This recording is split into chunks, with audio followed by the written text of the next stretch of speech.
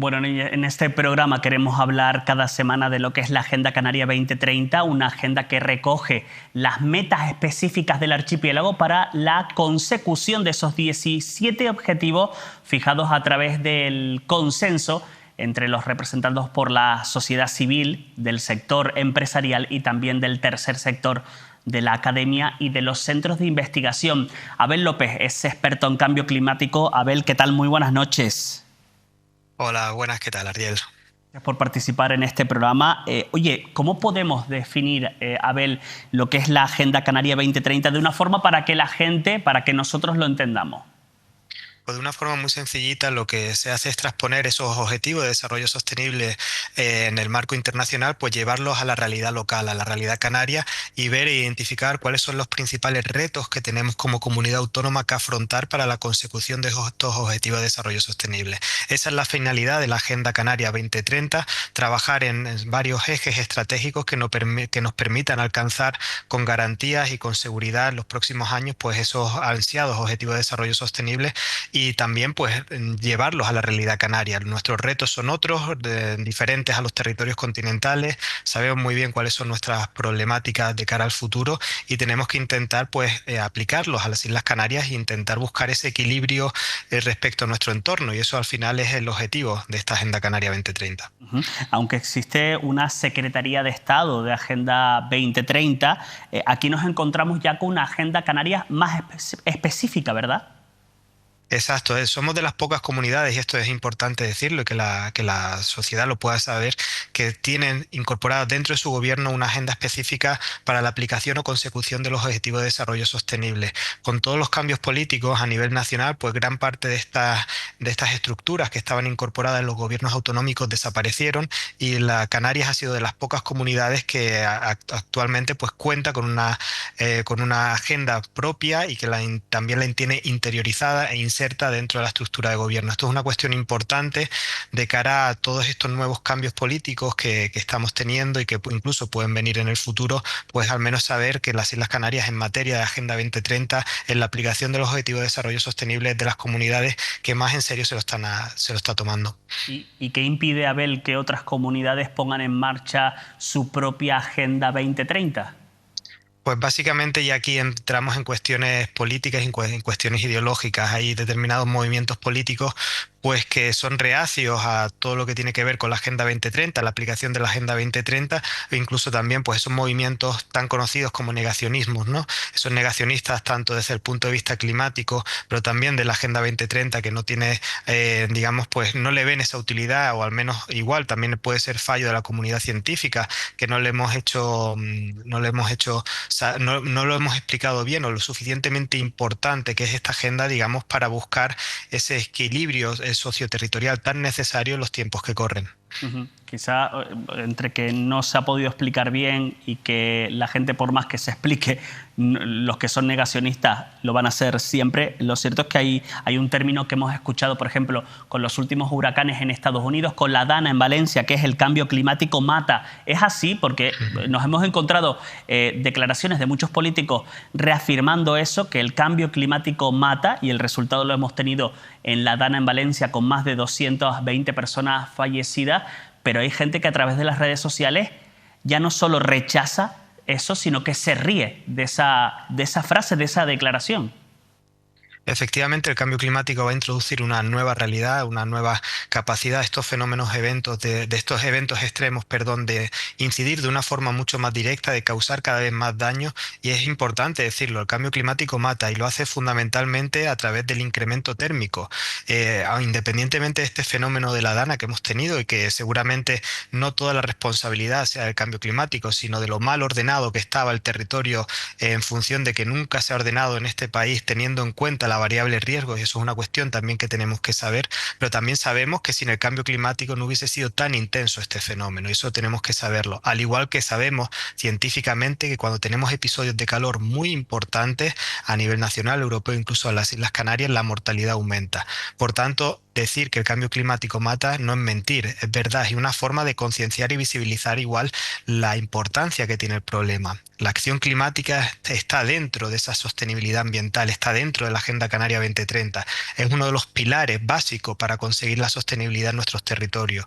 Tenemos que saber que con un contexto donde se puedan dar desastres como el que hemos vivido en Valencia, conseguir la sostenibilidad es imposible. Al final lo que tenemos que intentar es crear espacios mucho más resilientes frente al impacto de estos fenómenos que nos permitan convivir y coexistir con esta nueva realidad climática que vamos a tener en las Islas Canarias. Y tenemos que saber y ser conscientes que las Islas Canarias junto al sureste peninsular son los dos territorios más vulnerables a nivel nacional frente al cambio climático. Lo hemos visto muchas veces, ¿no? Y muchos años con el tema de las alertas meteorológicas, que mucha gente pues era bastante escéptico, no le daba esa importancia.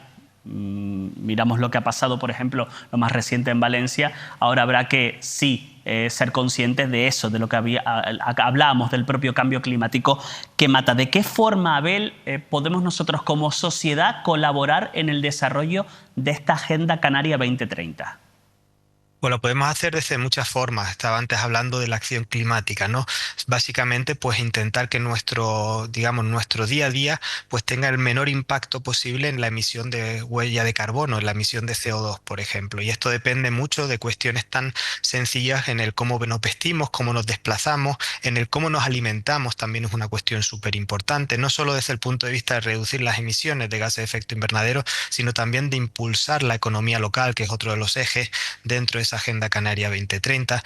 También es una forma, sabiendo que consumiendo local, pues intentamos que el sector agrícola pueda ganar entidad, que es una cuestión también, una de las prioridades, ese abandono del mundo rural que está habiendo en las Islas Canarias, de esas medianías que cada vez hay menos población, de esos municipios que están perdiendo población, pues yo creo que es una de las cuestiones también importantes. Al final la Agenda 2030 está en nuestro día a día, está en nuestra toma de decisiones diaria. Yo creo que es importante saber cuáles son los retos que afrontamos en las Islas Canarias y ser consciente de la importancia que tiene la Agenda 2030 para el porvenir de nuestra sociedad y para el porvenir futuro de las nuevas generaciones en Canarias.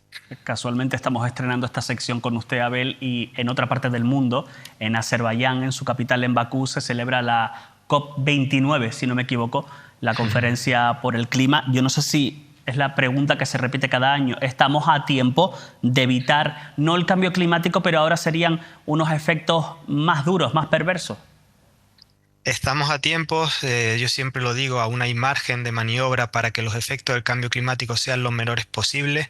También es cierto que sabemos que independientemente de lo bien que se hagan o de la toma de decisiones, pues los efectos del cambio climático van a seguir ahí en las próximas décadas, pero estamos a tiempo de revertir el calentamiento global, de que los impactos sean lo menor posible en nuestro territorio, y eso se basa al final de esa cumbres que siempre sirven para visibilizar el problema. Yo también siempre intento dar un mensaje positivo para aquella parte de la población pues que cree que esto sirve para poco. Yo siempre digo que sin este tipo de cumbres estaríamos en una situación mucho peor a la que estamos en la actualidad.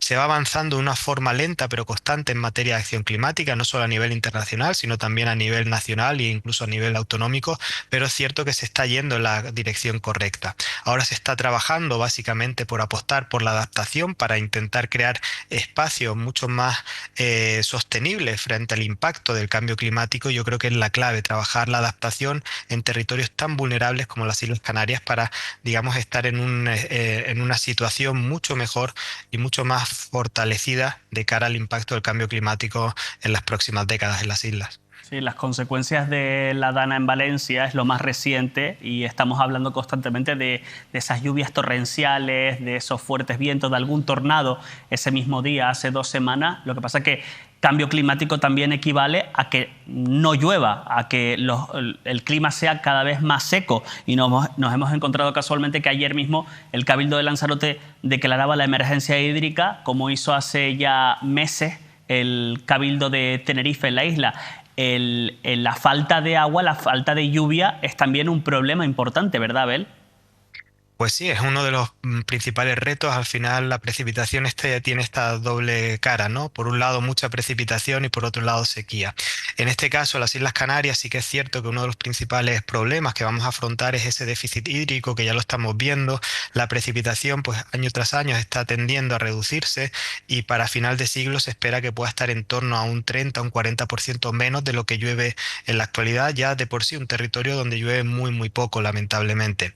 Eso nos lleva también a afrontar el reto de la gestión del agua, de mejorar nuestra red de suministro, de nuestra red de almacenamiento, de nuestra red de generación de otro tipo de agua, como puede ser la desalación. Entonces tenemos que abordar la gestión del agua de una forma holística, de una forma integral, y aquí también pues la Agenda 2030 tiene uno de sus objetivos dentro de aquí a futuro, pues mejorar todo lo que tiene que ver con el agua en las Islas Canarias, que desafortunadamente va a ser un recurso cada vez menos abundante en las islas, y entonces nos lleva a escenarios como lo que se está viviendo en las islas orientales o lo que se ha vivido también en Tenerife en estos últimos meses. Hoy ha sido una primera aproximación de lo que es la Agenda Canaria 2030, de conocer esa agenda, en este caso por parte del Gobierno de Canarias, como decía Abel López, experto en cambio climático por la Universidad de La Laguna, también miembro de la Universidad de La Laguna. Somos de las pocas comunidades que lo tenemos en marcha. En los próximos programas vamos a desgranar esa Agenda Canaria. Abel López, gracias, muy buenas noches por participar en este programa de Mírame Televisión, Canarias al Día, el repaso, y acercarnos a esta primera impresión de lo que es la Agenda Canaria 2030 y desgranar un poquito lo que ello conlleva. Muchísimas gracias, Ardiel, un fuerte abrazo.